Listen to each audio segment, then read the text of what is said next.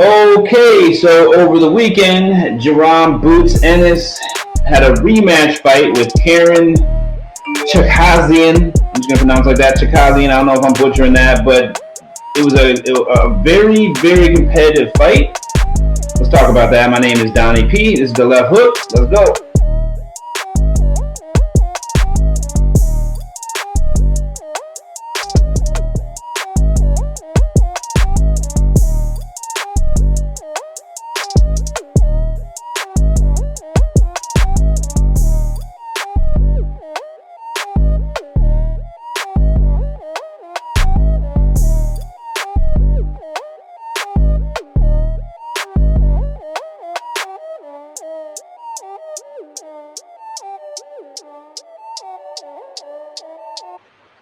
Okay, so this was a fight. This was a fight that was much closer than the last one. Still, Boots won.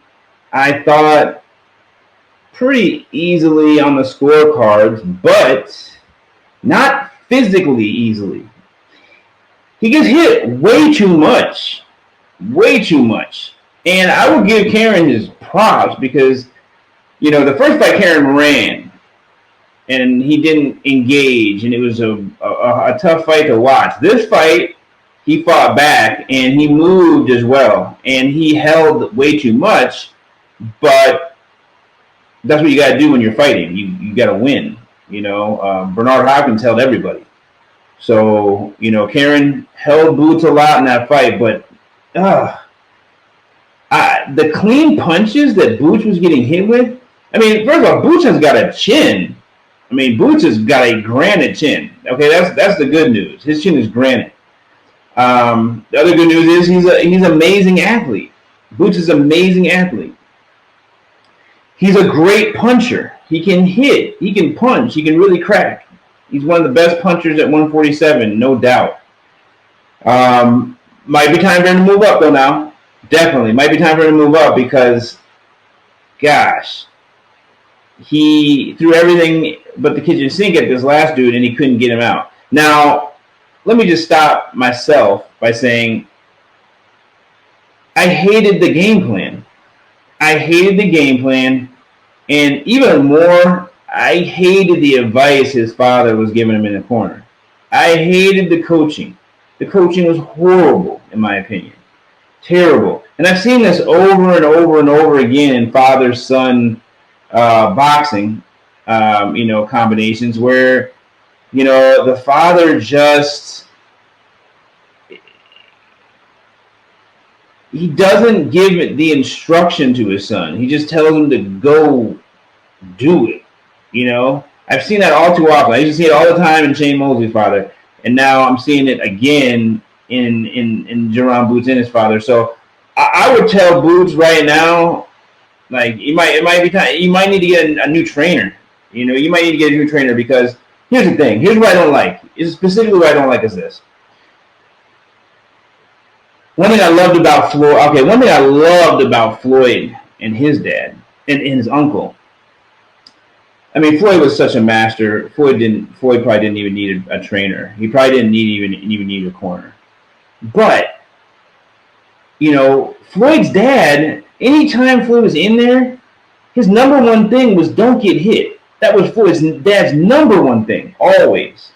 I remember against Canelo, he was fighting him, and it was Floyd was winning, but his dad was like, hey, come in there like this, keep it tucked, and come in like this, make him use his energy, and and avoid those punches.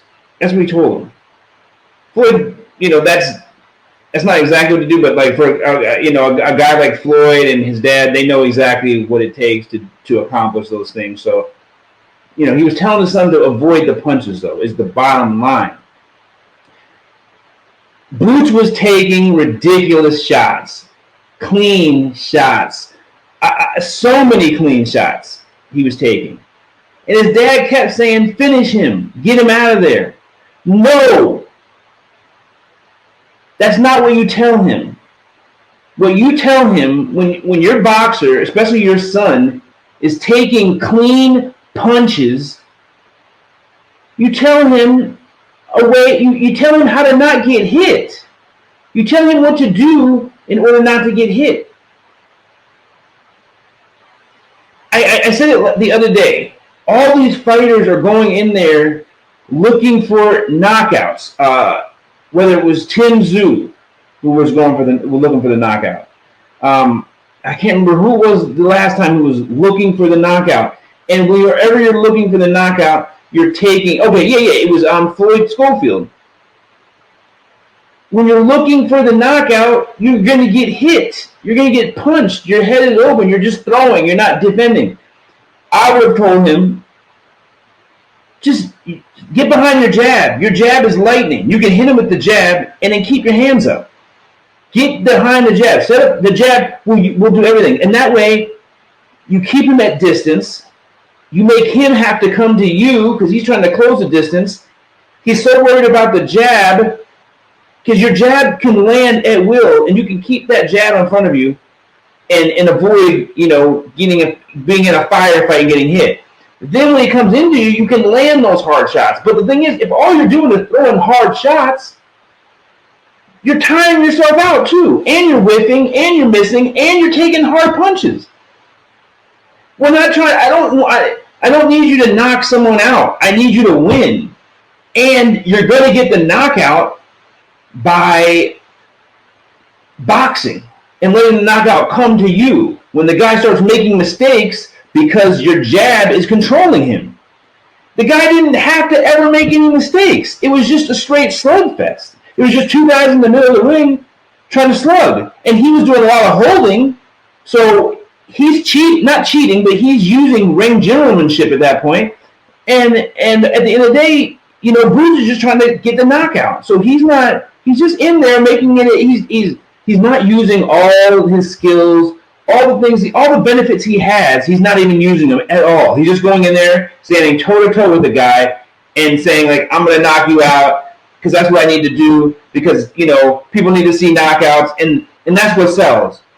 But that's what gets you hit. That's what gets years taken off your life. So not only are you not getting the knockout because you're looking so hard for the knockout, and the guy starts figuring you out, you're not doing anything to keep him away. He's able to land flush on you because you're not defending yourself whatsoever.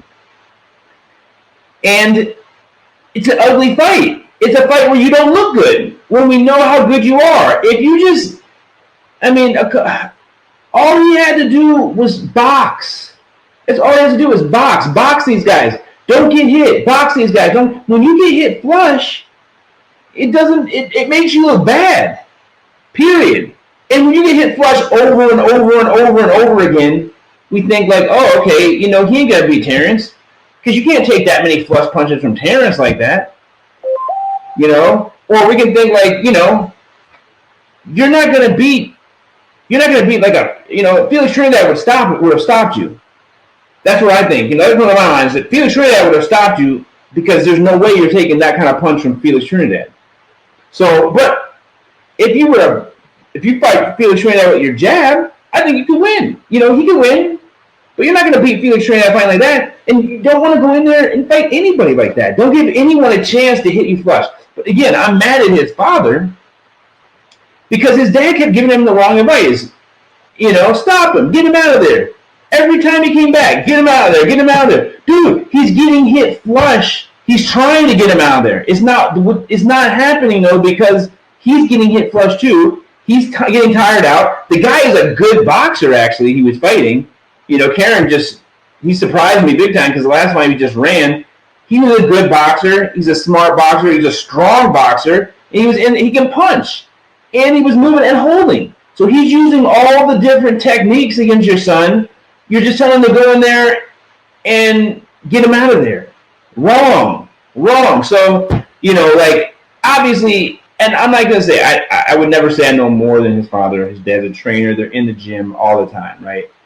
And I know that father and sons, they can kind of just say, they can just say one thing and it means a bunch of things. You know what I'm saying? It means like get behind your jab. It means put your shoulder up. It means whatever it means. You know, but get him out of there was not what he needed to hear. 100%.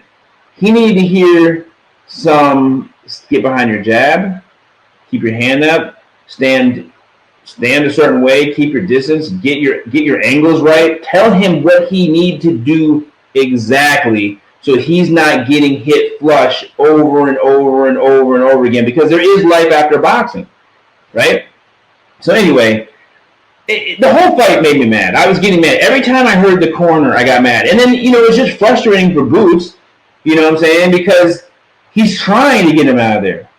And he's just trying to unload, and that's not working, because the guy he's fighting is more than that. He should have got behind his jab and jabbed him, and let the jab set up everything else, because that jab is a beast.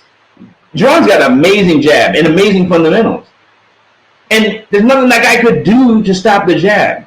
And that way he can stay, and Jaron can stay at a distance, stay away from getting hit.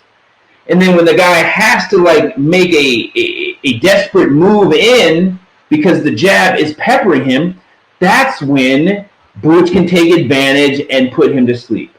Not when they're both on even terms, the guy's holding him, tiring him out, and they're just having a slugfest. No, that wasn't what you want.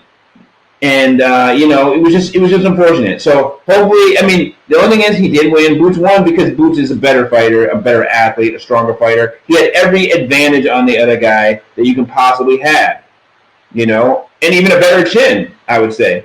So Boots is just an amazing fighter that was just, you know, getting led astray by his corner.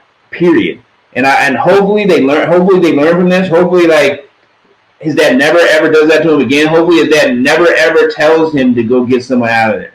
I don't want to hear that. Tell him to box. Tell him to stay behind his jab. Tell him to keep his distance. Tell him to win rounds. Don't put the pressure on him to do something this round or to do something next round. Let him box. You never know who you're in there with. Sometimes some guys are just got a granite chin and they're not going to get knocked out. Some guys you cannot stop. And some guys you can stop. But you know what I'm saying? Like, it's always best to let the jab set up everything else. It's always best for a guy like Boots to box and win and make people get desperate, and then that's when you club them. You don't club them when they're already ready for the club and they know you're going to club. And also, again, if he's just jabbing, he's not tiring himself out like haymakers are going to tire you out. You know, and so when he does unload his power, it's going to be a power punch where he's got all his energy in that punch because he's not tired out. You could tell the holding. The jab would have kept the holding off of him too. He was just getting close, chin to chin, shoulder to shoulder, and that's why Karen was able to grab him. So just I didn't like the corner at all. And, you know, I mean, obviously, Boots is not going to get a new trainer, but, you know, come on. Posey. You know, take that Floyd Mayweather, Floyd Mayweather playbook where, you know, the most important thing is not to get hit. That's the most important thing because there's life after boxing. And, you know, you want everyone to be okay after boxing. And you don't want guys to go to war. You know, you want him to win. He's got all the skill in the world to win from the outside and put people to sleep without even getting hit. He's got those type of skills. We know it. He doesn't need to go in there and knock people out in whatever round, okay? Just go in there, box, win, and he'll look good. He's going to look good because he just can't help it. You know what I'm saying? He just can't help it. He's that skilled. He's going to look good if he fights the right way. Fight the right way. That's it. Anyway, tell me what you guys think. Like, comment, subscribe. Let me know. Do you guys disagree? Am I off base here with this? I thought it was just a back corner. Regardless, my name is Donnie P. This is Left Hook.